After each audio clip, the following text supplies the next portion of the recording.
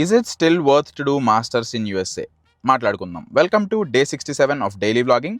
ఈ క్వశ్చన్కి ఒక పర్ఫెక్ట్ ఆన్సర్ అనేది ఎప్పటికీ దొరకదు. నా పర్సనల్ ఒపీనియన్ని షేర్ చేసుకుంటున్నా, కరెక్టా తప్పా అనేది మీకే తెలియాలి. మనుషులను ఒక 3 కేటగిరీలోకి డివైడ్ చేద్దాం. కేటగిరీ నెంబర్ 1, వీళ్ళకి ఏం చేయాలో అన్న ఒక క్లారిటీ ఉంటుంది. ఎట్లా కొట్లా కష్టపడి ఒక ఆన్ క్యాంపస్ జాబ్ ఏదో ఒకటి తెచ్చుకుంటారు, లివింగ్ ఎక్స్పెన్సెస్ ఎర్న్ చేసుకుంటారు. ఆన్ ద అదర్ హ్యాండ్ ఏదో ఒకటి కాన్సన్ట్రేట్ చేస్తారు, గట్టిగా ఒక గోల్ ఉంటుంది. ఏదైనా సచ్చైనా చెడైనా ఆ పని వాళ్ళు చేయాలనుకున్న సీరియస్నెస్ వాళ్ళకుంటే ఏదో ఒక రోజుకి సక్సెస్ అవుతారు. అట్లాంటి వాళ్ళకి it is worth it. Category number 2, వీళ్ళు పక్కనోడు ఇక్కడికి వచ్చి డబ్బులు సంపాదిస్తున్నారు, ఎంజాయ్ చేస్తున్నారు అని చెప్పి వాడు వస్తాడు. అలాంటి మైండ్ సెట్లో మీరు ఇక్కడికి వస్తే చదువుని పక్కన పెట్టి ఎక్స్ట్రా కరికులర్ యాక్టివిటీస్ అన్నీ చేస్తారు. బట్ బాగానే ఉంటుంది, ఇనీషియల్గా డబ్బులు వస్తాయి, అంతా బాగానే ఉంటుంది. బట్ మీకు జాబ్ కావాల్సిన టైంలో మీ దగ్గర వెనక్కి తిరిగి చూసుకుంటే ఆ ఎక్స్ట్రా కరికులర్ యాక్టివిటీసే ఉంటాయి, చదువు ఉండదు.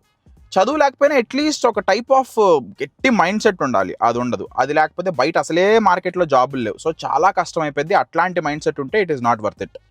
కేటగిరీ నెంబర్ 3, వీళ్ళకి జీవితంలో ఏం చేసినా వర్త్ ఇట్టే. ఎందుకంటే కొంచెం సౌండ్ కాబట్టి వెనకమాల సపోర్ట్ చేసే వాళ్ళు ఉండి, నీకు ఎడ్యుకేషనల్ లోను, ఇంట్రెస్ట్లు, డబ్బుల గురించి స్ట్రెస్ లేకపోతే you can come, pursue your passion, go back to India, do your business or do your job or something, what ever it is.